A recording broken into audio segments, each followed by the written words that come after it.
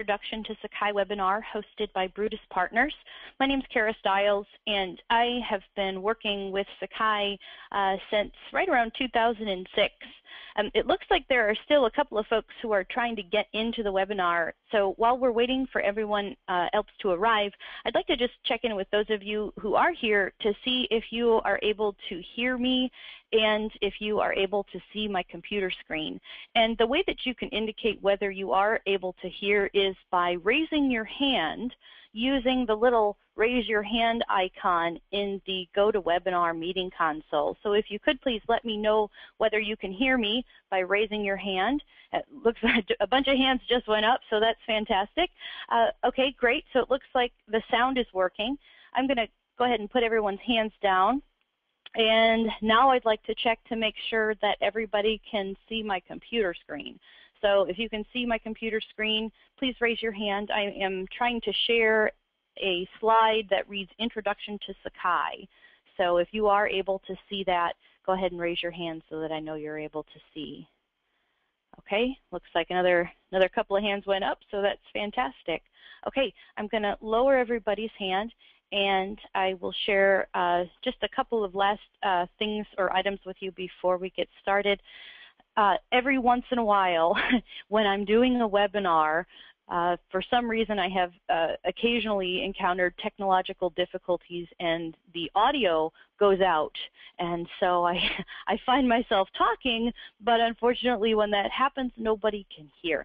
So if that happens during this webinar, if everybody would please just go ahead and start typing a bunch of questions into the question queue or type a chat item into the chat queue. What that'll do is it'll cause a little icon on my computer screen to bounce up and down, let me know that somebody has done something. And so if I see that little icon on my screen bouncing up and down, I'll know the audio has gone out and I'll be able to work to resolve that. So let's just hope that doesn't happen because we do have a lot to get through today. And I know that I scheduled 90 minutes for this webinar. I typically schedule my 60-minute webinars to last 90 minutes, mostly because a lot of times we have difficulty at the beginning of the webinar getting everybody logged in and so forth. But so far I haven't seen anybody complaining about having any problems, which means we can start the webinar soon, and we probably won't go until 3:30. We'll probably just go until 3 o'clock Eastern. So from what I can tell, it looks like the arrivals have slowed, so we will go ahead and get started. Like I said, my name's Kara Stiles, and I've been working with Sakai for the last number of years, helping I would say probably about 40 different colleges and universities and other types of institutions get Sakai implemented on campus. I am a functional expert on Sakai. I am not a technical expert, though every once in a while I find myself able to answer technical questions. So if you do have some technical questions, please feel free to ask them using the question queue in the GoToWebinar console. If you have any other questions, of course, please feel free to enter those into the question queue of the GoToWebinar console. So I'm going to toggle over to my PowerPoint and we'll take a look at the agenda slide. So here's what we're going to be talking about today.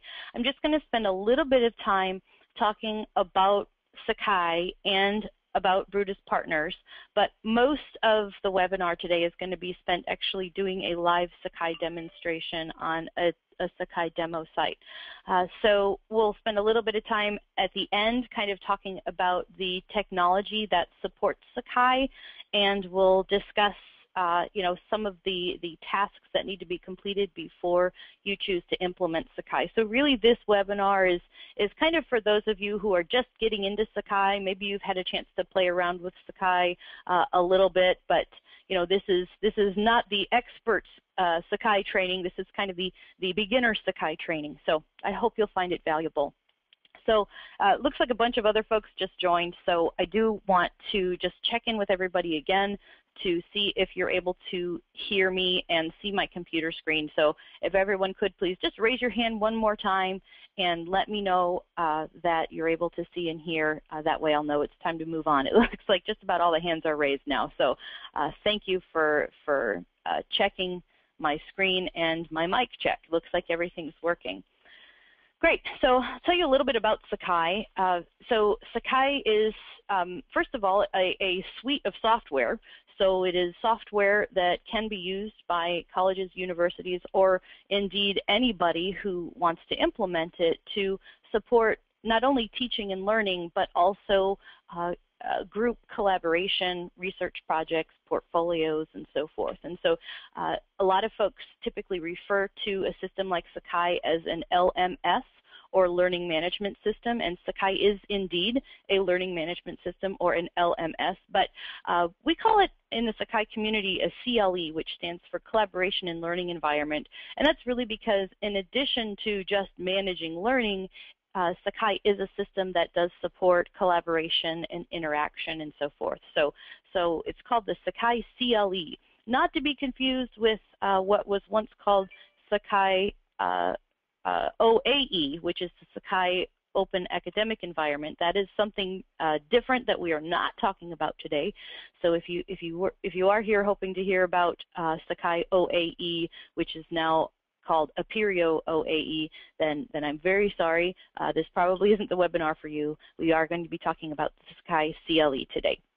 So in addition to just being a piece of software, which is in fact open source software, Sakai is actually a community as well. It's a community of not just developers who are developing open source software, but it's a community of users, of teachers, of instructional designers. And so, you know, most of what goes on in the Sakai community is completely and totally available to the public. And so that's something kind of new for colleges and universities who have, you know, heretofore been using proprietary learning management systems, things like Blackboard and Angel, which is now Blackboard, and Desire to Learn and so forth. You know, it's not necessarily true that those systems allow anybody in the world to you know, request enhancements and participate in teaching and learning groups and so forth. But the Sakai community does allow that type of interaction. And so if you do implement Sakai, I encourage you to join the community, join one of the community groups, and see how you can help add value to that Sakai community. Sakai is a system that is supported by a foundation. It was formerly supported by the Sakai Foundation. The Sakai Foundation recently merged with the JSIG Foundation, which is a foundation that also supports open source projects for education. And so those two foundations, when they came together, formed what's called the Apereo Foundation. And so that's the foundation that Sakai supports. I'm just going to toggle over to my browser window for just a second and just kind of show you how the Sakai community behaves and some of the tools they use. So one tool that you can use in the Sakai community is a tool called Confluence that's found at confluence.sakaiproject.org. And this site actually just has a wealth of information about Sakai, about the different tools in Sakai. There are instructions in here on how to use things. There are links to Sakai consultants. There's a load of documentation on how things work in different versions and so forth. So if you want to learn more about Sakai, you don't have to buy a user manual. You can use what's already available, freely available online. And so confluence.sakaiproject.org is one space that you can go to get more information about Sakai and about how things work. If you are ever curious about you know, an issue in Sakai and you want to know if developers are working on a bug that you just found, for example, you can use the Sakai JIRA site that's found at jira.sakaiproject.org. And JIRA is kind of well, it's a system that does a lot of things, and in Sakai we use it for bug and enhancement submission and tracking and so forth. And so if you use JIRA and you're familiar with Boolean search operators, pretty simple Boolean search should allow you to retrieve information about whatever you might be looking for. So for example, if you were looking for you know, realms, and we'll just use this prior example that I had, a bug that deals with realms and permissions, then you could certainly use JIRA to search for issues, bugs, enhancement requests, and so forth, and take a look at the status of those particular items. And so this is all publicly available. So anybody can search for documentation on Sakai, instructions on how to use Sakai, as well as find information about issues that are currently being worked on. And as well, if you choose to sign up for one of these community Sakai sites, you'll have the opportunity to create issues and requests as well. So I hope that kind of gave you a sort of a quick overview of Sakai and the Sakai community. I'm just going to check the question queue to make sure there aren't any questions before I move on, and I don't see any questions yet, so I will go ahead and move on to the next slide, which is just a brief slide about Brutus Partners. That is the company that I'm working for, which was founded in 2013, and essentially our only business at this point is offering Sakai training. And so for schools who are implementing Sakai, we can offer training on how to use Sakai to instructors and help desk staff. We can also do some sort of hardcore instructional design training. We offer that via the web as well as on site. Also for schools who are interested in implementing a new tool in Sakai, maybe you've been using Sakai for a really long time, but you have just decided to add Lesson Builder, for example, to your tool set for Sakai. That is also something that we can offer training on. So we do have friends in the sort of Sakai community who are commercial affiliates who can help you with things like hosting and technical support and so forth. So please feel free to ask us if you want a referral to any of our friends. And what we try to do is always give back to the Sakai community. So I mean, we do offer, you know, sort of private training courses and so forth for colleges and universities, but we also try to make sure that we are adding value to the Sakai community. And because we're not developers, we're not technical, we're mostly functional, we can't write code. So what we do is we kind of, you know, offer like training sessions like this one. A couple of weeks ago, we had a lesson builder training that we just offered to the general Sakai community. We add to community documentation, and we also participate in community activities like the teaching and learning group and the Sakai conferences and so forth. So if you do attend Sakai conferences, or if you're thinking of attending the Sakai conference next year in Miami in June, maybe I'll see you there. So now it's time to move on to the Sakai demo, which is where we are going to spend most of our time. So I'm going to toggle back over to my browser window, and I am going to just log out briefly so that I can kind of show you how a user might experience logging into Sakai. So what we're looking at here on my computer screen is just a very basic installation of Sakai. I will share with you that if you choose to implement Sakai at your institution, it doesn't have to look like this. You can add your own colors, your own brand, your own logos, pictures, photos, and homepage content, and you could make this page look completely different. But I didn't have time to do that, so I'm just using a sort of a plain basic instance of Sakai. Also, I should mention that you don't even have to call your implementation of Sakai Sakai. You can think up another name for it, and a lot of schools that I've worked with have actually done that. Some schools have just gotten an implementation team together to decide on a name for the system. Some schools have opened it up to the entire university students who kind of submit, you know, possible names, and then it's like a contest or something, and then whoever wins gets to pick the name of the new LMS. So you don't have to call it Sakai, I think is my point here. So what I'm going to do first is log into Sakai as a student, and after we log in as a student and interact with the student view, I'm going to log out, and then we'll log in as an instructor and see what the instructor sees. So I've logged in, and Sakai takes me first to a place or a site called My Workspace. And on My Workspace, I have on my main screen a set of information and tools that is targeted towards me. So for example, I have up here towards the top right corner of my workspace an indication as regards whether I've received any new messages from any of my friends in any of my classes. I also can see a list of the most recent announcements that my instructors have sent to the courses. Maybe they're announcements about, well, here in my example, it's bringing your book to class. Maybe it's an announcement about a new assignment that has been made available. So I can see kind of a quick snapshot of kind of what's going on for me today.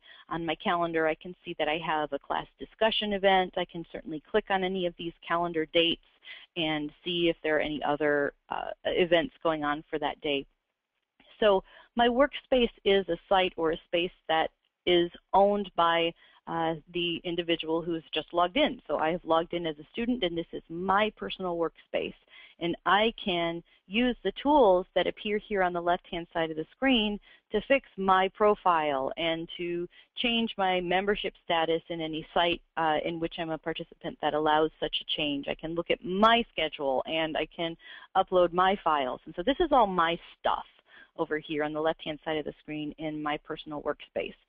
I should share with you that many implementations of Sakai look different from one another. So your Sakai implementation, if you have one, might have a different tool set over here on the left-hand side of the screen. And that's because Sakai is really a highly configurable environment, and each school's or institution's implementation team gets to decide which of these tools here on the left-hand side they're going to make available to their users. There are also courses up at the top of the screen. So I've logged in as a student, and in addition to having this site or this space called my workspace, I've also got access to a couple of courses. And so I'm going to click on this Accounting 301 course, and what happens is Sakai displays the home page for my Accounting 301 course, which is kind of similar to my workspace homepage in that it shows me all of the different things that are going on today, what announcements I have, what calendar events I have for this particular course. And as well, this page shows me the sort of welcome or course information area that my instructor manages. So my instructor has cleverly added a cute and interesting piece of clip art as well as a welcome to the course. And so this is content that the instructor controls here. In addition to having the course homepage, which every course has, every course might also have a tool set over here on the left-hand side of the screen. And so the tool set that is available in the course is something that is controlled by the instructor of the course. To go a little further than that, the tool set that is available to the instructor of the course is determined by the Sakai functional administrator. Now, we're not going to do administrator training today since this is just a demo. I just did want to point out that, again, Sakai is a really configurable environment, so the tool set available on the left side of the screen for any given course might look different from course to course because each instructor gets to pick and choose his or her own tools. So we've got sites up at the top. We've got tools on the left-hand side of the screen as we click on each site. And then as a user clicks on a tool on the left-hand side of the screen, the page is going to update and then display the contents for that particular tool. And so this tool that I'm seeing right here is actually called the Lesson Builder tool, but my instructor has decided to kind of customize what the student experience is within this course. And so my instructor has used the Lesson Builder tool to engage the student by displaying units. So these are the units that the student is supposed to kind of go through. And so, so this is just one way that an instructor might organize a course for a student. So you don't have to use units. You can call these things modules. You can call them weeks. You can just give them titles. It's totally up to you. So I'm going to say that, as a student, let's pretend that I have looked at the content that my instructor has provided to me, and that I am, I've already played this video that my instructor has embedded for me. And now I can see at the bottom of my page that as a student, I am supposed to complete some sort of assignment. And so right from this lesson page where I have built content, I can encourage my student to go and complete an assignment by embedding an assignment that I have already built onto this page. So here's my student experience. I click on the link to the assignment. Now I can read the instructions for the assignment, and my instructor has provided me with a text box so I can type my assignment submission. And I do have the option in this case to attach a file. Maybe my instructor wants me to attach like a Word document or something to this online assignment.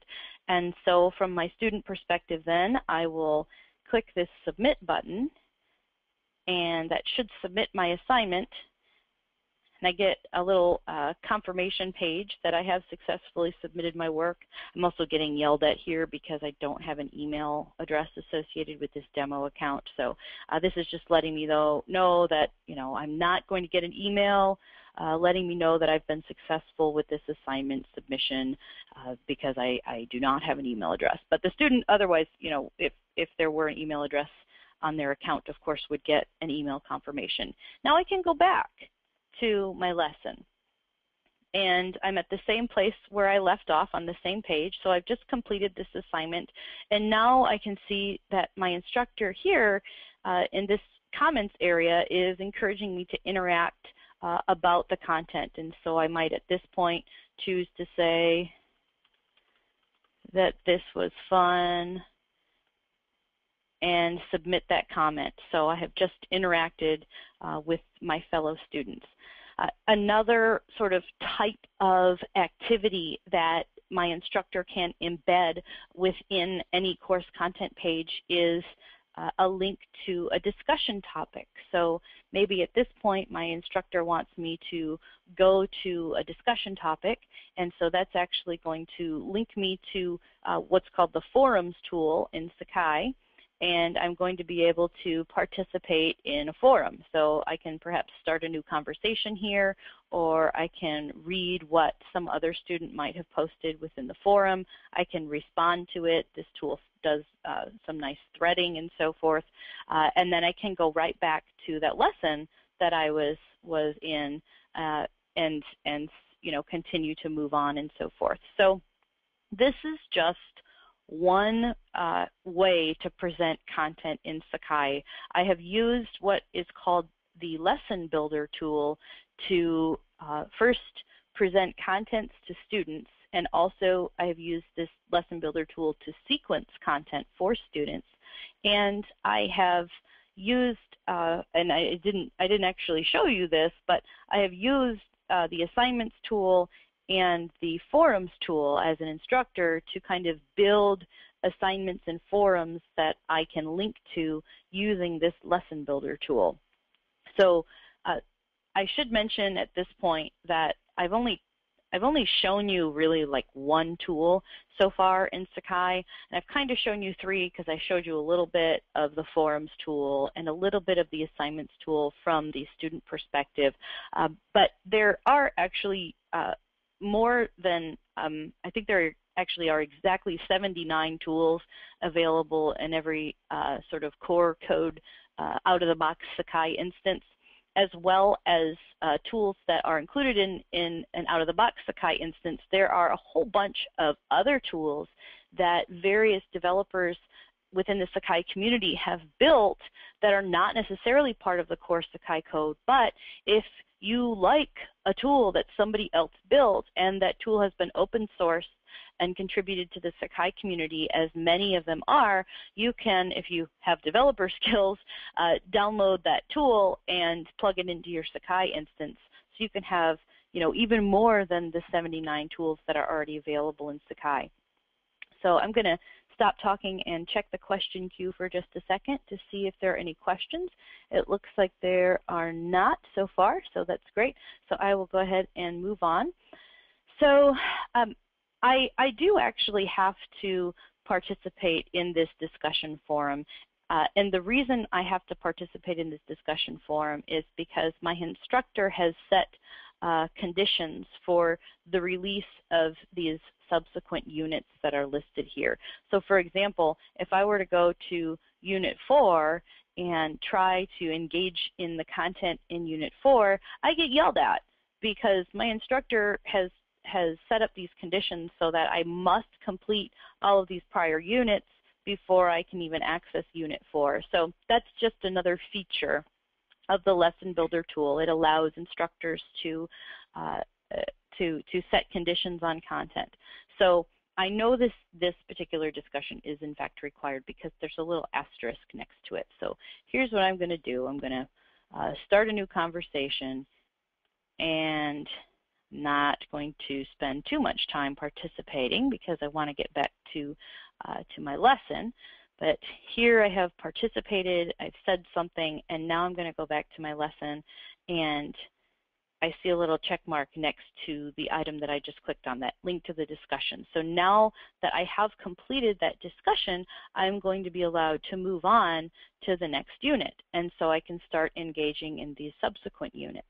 And again, I can start interacting with the discussion forums, or if I were to say move on to Unit 3, I could see that my instructor has embedded a quiz.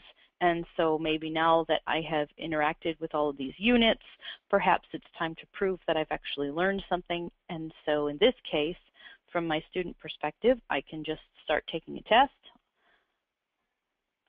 Now this is one of those really quick demo version tests that only has one question. So I'm going to submit my test and go right back to my lesson. And now at this point, I should be allowed now to go to Unit 4. And I am. So I got yelled at before for trying to go to Unit 4 too soon. And now I am allowed to go to Unit 4 because I have completed all of the requirements. And so here's another kind of interesting feature of this particular lesson builder tool that I'm sharing with you now, which is that in addition to allowing an instructor or providing an instructor with the tools to create content and embed artifacts and entities, a student may also, with instructor permission, create content within this lesson builder tool as well. So now Brutus Partners has offered a lesson builder training, and we actually recorded that training event and posted it at the Brutus Partners website. So I'm not going to spend a lot more time talking about the lesson builder tool, only because there's a training on it that's free that is accessible from the website. So this lesson builder tool, you might wonder why I'm spending so much time talking about it, is relatively new to Sakai. So it did not in fact exist before, I would say, late 2010. And so the Sakai community is kind of really getting excited about this particular tool, just because it's got so many interesting features that allows an instructor to really help the students get engaged, not just with the content that the instructors are trying to provide to the students, but also with each other. So that was the lesson builder tool. From my student perspective, I could certainly click on any of these tools that appear over here on the left-hand side of the screen and interact with those tools. So I have just clicked on the assignments tool, and hey, look, there's that assignment that I just completed. So I can see these things that my instructor embedded within the lesson within the tools from whence they came. So my instructor actually used the assignments tool to build the assignment. My instructor embedded that assignment in the lesson, and so as a student I can go to the lesson to get to the assignment, or I could just use the assignments tool to get to the assignments. And so that's also true for the tests and the quizzes. So I got to the Unit 3 quiz by just clicking on the link to it from within my unit page or within my lesson builder page, but as well I could just go to tests and quizzes and choose to complete the test and quiz right from the test and quizzes page. The gradebook tool is, well, I should share with you that in Sakai most implementations have their choice of using either Gradebook 1 or Gradebook 2. And so Gradebook 1 is typically just called Gradebook, and Gradebook 2 is called Gradebook 2 because, well, it came after Gradebook 1 and it's, well, another gradebook. But my point is you can choose to use either Gradebook for your Sakai implementation, or you can use both Gradebook 1 and Gradebook 2. Some instructors prefer Gradebook 1, some instructors prefer Gradebook 2. It's just a matter of preference, I guess. Either way, the student's permission in the Gradebook tool essentially allows the student to view what their scores are, and if the instructor has made course grades available, the student might optionally be able to view their course grade. And so in this case, I can see that I got a grade on my quiz because that quiz was just a multiple choice quiz and it was graded automatically by Sakai. I don't have a grade for my assignment yet, and that's really because my instructor has not looked at my assignment submission and graded it. And so, and of course I don't have a grade for my final exam because I haven't taken that yet. So there are, as I said, 79 tools available in Sakai. Not all of those tools are course tools. Some of those tools are admin tools, and there are also some portfolio tools as well. But you know, the tool set available here, as I said before, is something that is controlled by the instructor, and the available tool set that the instructor gets to choose from is controlled by the Sakai administrator. In this particular example site, I've got all of the Sakai core tools available to me as the instructor. So what I'm going to do next is log out of the student view, and we'll log back in as an instructor to kind of see how an instructor might interact with the course. And while we're waiting for my internet page to catch up with me, I'm going to go over to the questions area and see if there are any questions so far. Okay, it looks like there's one. How do you migrate courses from Blackboard to Sakai? Oh dear, now that's kind of a loaded question. So if you are using Blackboard or another learning management system, there are certainly ways to get your courses from your legacy system into Sakai.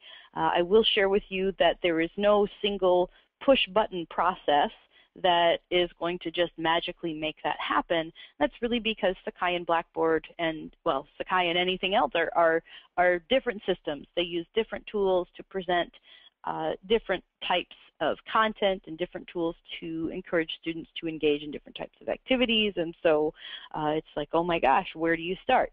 You know, I can realize that migration can seem kind of scary, but schools have done it, and a lot of schools have done it. So again, you know, if you start participating in the Sakai community, you will probably find some instructions and some code. I know you'll find some instructions and some code and some tools that you can use that will help you get your courses from some legacy system into Sakai. It's a good question. Another question is Sakai SCORM compliant? That's a good question. So Sakai itself is not SCORM compliant. However, there are two tools that you can optionally add to your Sakai implementation, and both of those tools are open and free for you to install.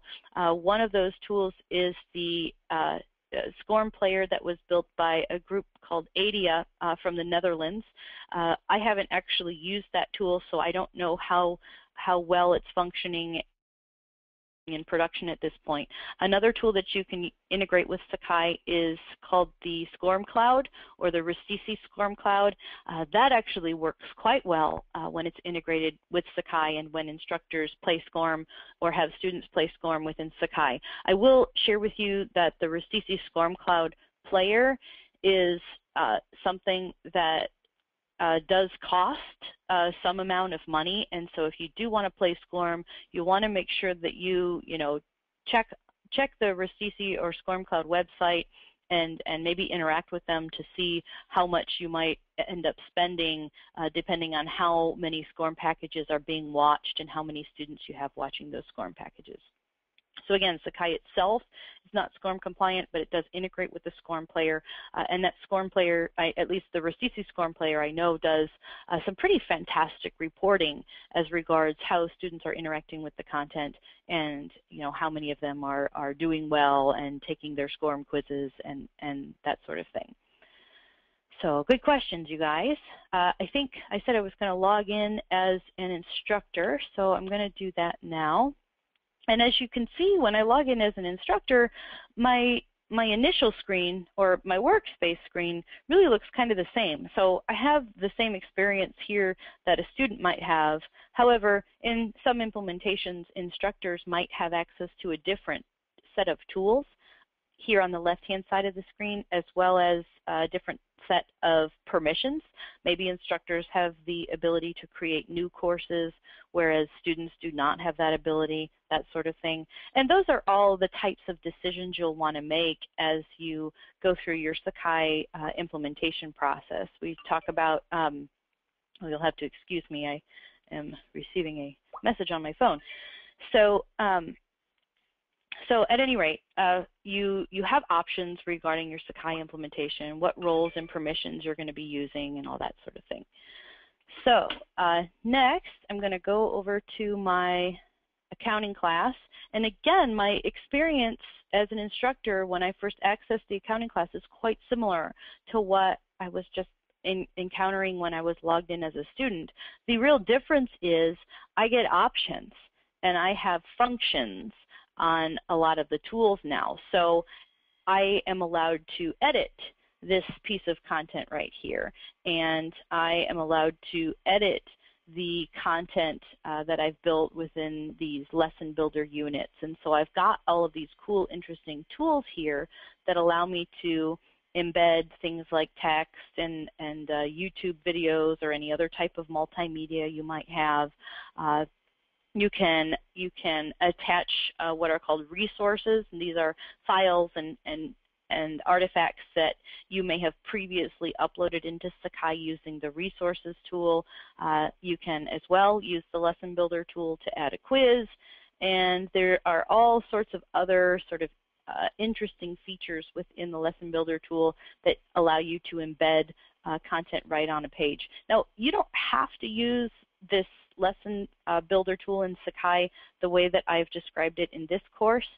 You could, if you wanted to, just have one top-level page called Units and Lessons, or Modules, or Lessons. You can call it whatever you want.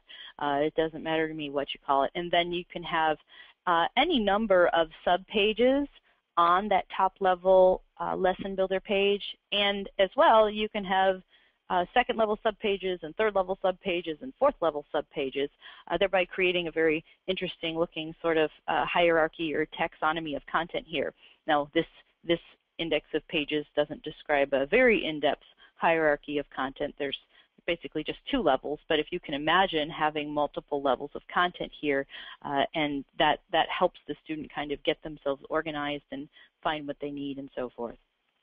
So here is my site info tool. So my student was not allowed to access this site info tool, but as the instructor, as the owner of this course, I am allowed to access my site info tool. And here's where I can do some other cool and interesting things. For example, let's say that I am pretty interested in making sure that students are able to access their grades as soon as they come into the course. So I'm going to move that gradebook tool up to the top, and I want them to see the units and lessons up at the top. And so this is just a very simple tool that allows me as the instructor to kind of reorganize the tool set that's available to my users. I can also choose to hide certain tools. So let's say that I don't want my students to use the assignments tool to go complete their assignment. I want to make them get to their assignment through those unit pages. I could choose to use this little light bulb icon to hide that assignments tool, and that'll italicize it for me, the instructor, and that essentially just removes this assignments tool from student view, thereby forcing the student to go through the content and all the assessment entities in the way that you have designed using your units and lessons tool. I'm actually not going to leave that hidden because I do want it to be available to students for whenever I do another demo. So another sort of site management tool that the instructors can use is the Edit Tools feature. So this is the feature that allows an instructor to add and remove tools to and from their course. So as you can see here, this is a pretty big list of available tools. that the instructor can optionally add and remove to and from their course. So if I wanted to add some additional tools, like say the email archive tool, I could certainly just click the little checkbox and add that tool. We'll add polls, and I'm just going to take out the roster just as an example. And now we've kind of changed the configuration of our course site. And again, this feature is available to the instructor within the course. So for those of you who are interested in possibly implementing Sakai and integrating it with your student information system, you might be interested to see this Edit Class Rosters tool. This is a tool that allows me to pull a roster from my student information system into my course in Sakai, thereby ensuring that as students are enrolled in the roster in my student information system, they sort of automatically get placed into the Sakai course, and they'll immediately have access to it. So Sakai does support groups and sections of students. So instructors can manually create groups using this Manage Groups feature. They can put students in groups and cause students to interact within a group forum, or upload items to group resource folders within the Resources tool. And as well, there is a Sections tool that essentially allows an instructor to create sections either by importing multiple rosters into the same Sakai course site, or by manually creating sections that students can sign up for within an individual course site. So there's the Site Info tool that instructors use to manage their Sakai site. There's also another sort of set of tools that an instructor can use to manage their Sakai site, and that's the permissions tool set for each individual tool. So I'm going to leave my Site Info tool and go to my Schedule tool and show you that for many of these tools, including the Schedule tool, as I'm sharing with you right now, the instructor can choose to manage permissions within their own course. So let's say, for example, this is a graduate level course, and I trust all of my students to add events to the course calendar. I can essentially just give my students the permission to add events to the calendar just by changing the permissions using the permissions function within the tool where the permissions button is.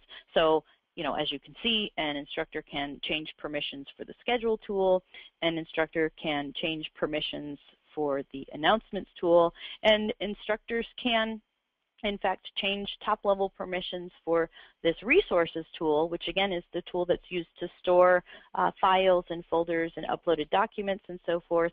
And as well, you can, as an instructor, choose to set permissions at the folder level as well. So this comes in handy when you have like one folder where you want to have all of the instructor uploaded documents. Maybe you have another folder that you want to create that you're going to allow students to upload documents into, and so forth. So, so you do have options regarding not just the tools available within Site Info, which is the site management tool, but also you can manipulate permissions and viewability of tools using the page order helper to really kind of be in charge of who has access to what and when. So like I said, Sakai is a highly configurable environment, not just in terms of roles and permissions and sites and templates, but also in terms of various settings that are created on the technical side or on the server side of Sakai. So, if, for example, your school decides that, students should not be allowed to view each other's user IDs or something like that in the roster tool, you can shut that off with a property setting. And so there's a lot of different types of questions that you want to consider and have answered as you are going into production with any new implementation of Sakai. So I'm going to stop here and conclude the actual demo and check to see if we have any questions. We have one more question. The question is, what version of Sakai CLE are you using for the demo? And that's from, oh, Dejan. Hi, Dejan. I think we talked about 2 weeks ago. Hope everything's going well for you. Dejan, I am using Sakai version 2.9.1. And so this is a version that is a little bit older. I think Sakai community version is 2.9.2 right now. So I'm using version Sakai 2.9.1. So any other questions? It doesn't look like it. Okay, so I am going to kind of stop demoing, and of course, you know, if you guys have any more questions, please feel free to add those into the question queue. And here is where I'm going to share with you some different spaces and places that you can go to try Sakai. If you just want to, you know, have the opportunity to log into Sakai and experience Sakai from an instructor perspective or a student perspective, then you can go to any of these sites. These are Sakai demo instances that are hosted by AsahiNet and Longsight and Unicon. These are 3 companies that do provide Sakai hosting, support, and implementation services. And you know, I know all 3 of these companies quite well, and they all have you know, very unique and different strengths. And so if you are interested in implementing Sakai, I would encourage you to investigate any of them. By the way, if you do end up calling one of these folks, tell them Kara from Brutus sent you, okay? So you can try Sakai using the demo sites with any of these companies. You could also, you know, have any of these companies or ask any of these companies to help you get Sakai implemented, or you could do it yourself. So for those of you who are somewhat technical, and as I said before, I'm not terribly technical, but I was technical enough to find some logos and put them on this slide, simply because I just wanted to share with you the technology options for your Sakai technology stack if you do decide to implement Sakai on your own. So of course you're going to have to pick an OS, and the Sakai community recommends that Sakai be installed on Linux. Many of the implementations that I have helped with have been installed on Red Hat Linux. You have your option as far as database goes to use either MySQL or an Oracle database. Sakai works with both. And then in this sort of third column here, there's a whole bunch of other stuff you need or you're going to need to have in order to get Sakai up and running. As well, there are some additional considerations. Now, this stuff listed under more considerations is not, you know, absolutely necessary if you're just, you know, getting started with Sakai and you want to install it just to kind of play around with it. But if you are going into production with Sakai, you're going to want to make sure that you have considered all of these items listed here. So now let's talk a little bit about implementing Sakai.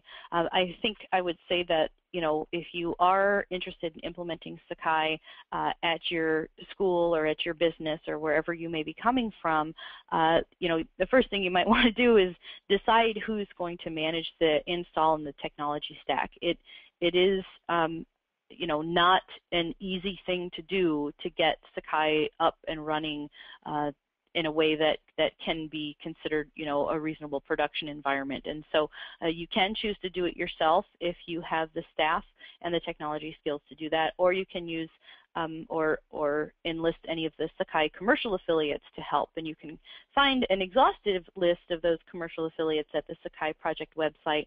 I've mentioned only 3 of those affiliates simply because I know these 3 folks, but you know, the other commercial affiliates might be very helpful as well.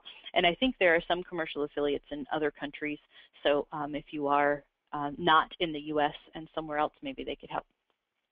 So I would also recommend, if you're implementing Sakai, to assign somebody to kind of manage that Sakai implementation project. Looks like my little slide got cut off here. You should also get a team involved in deciding how your Sakai implementation is going to be configured. This headset decision making, I think when I stuck the logo in here, it got cut off. At any rate, if you are if you are going to be implementing Sakai and you already have an existing LMS, you'll probably want to spend some time working on a migration plan. Instructors can, how can I say this? If you don't have a migration plan in place and you are using some other LMS and you want to switch to Sakai, instructors might not deal very well with that if there isn't already some type of migration plan in place. You should also consider creating a training and faculty adoption plan. So once you've installed Sakai, how's everybody going to know how to use it? And so typically the students just kind of figure it out once they log in because everything's already kind of there and created for them as students.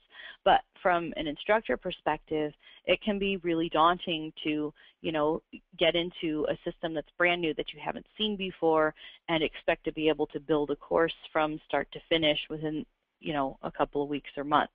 So training for faculty as well as help desk staff is something that is important to do if you're going into production with Sakai. And then also something to consider is how are you going to handle ongoing development? What happens if you need a custom tool or a custom feature in Sakai? Who's going to develop that? Are you going to bring that, have that available to you in-house? Do you have developers on staff? Do you need to hire somebody to do that? How can you continue ongoing training as new features are added? A lot of schools are now kind of trying to get their instructors trained on the lesson builder tool because it's so new, not everyone has had a chance to use it. So there's ongoing training required if you're going to be adding, additional tools as the years go on. And then also it's important to consider who's going to handle upgrades and how are you going to handle at least your tier 1 level support? So who's going to support the students? Probably your help desk. Who is going to support you if you need help? And that might be your internal development, systems administration, and database team, or maybe you've hired one of the Sakai commercial affiliates to help you. So again, just a couple of things that are important to think about if you are going to be implementing Sakai. So I'm going to stop here and check the question queue to see if there are any more questions. And it looks like there are not, so that's fantastic. And I think we are just about done. I do want to thank everybody for attending the webinar. I know 1 hour is kind of a lot of time to sit through watching somebody do stuff on a computer screen. So everybody, from what I can tell, actually stayed for the whole thing. So I want to thank you for doing that. Brutus Partners is going to continue to offer free webinars on a regular basis, and we also have fee-based webinars. If you're interested in either of those types of webinars, you can see the public training schedule at brutuspartners.com. Our next webinar, which we don't have a date for yet, is going to be about the Sakai implementation checklist. So I know I just shared a slide with you about Sakai implementations and stuff that you need to consider, but the next webinar is going to be a whole hour about all of the different decisions that you might need to consider before you implement Sakai. So this, as well as all of the other free trainings that we do online, is being recorded. So we will put this recording up at brutuspartners.com. So if anybody wants to share this webinar with a friend, you'll be able to within, I would say, about 48 hours. It takes a little while to get that recording up online because typically they're quite, their files are quite large. So at this point, I wanted to, again, just thank everybody for coming. And I hope if you're kind of exploring Sakai that perhaps this has helped you make a decision about whether or not you'd like to implement Sakai at your institution. And of course, if you have any questions, please feel free to email me at kstyles@brutuspartners.com. So thanks everybody, and I hope everyone has a great rest of the afternoon. Goodbye.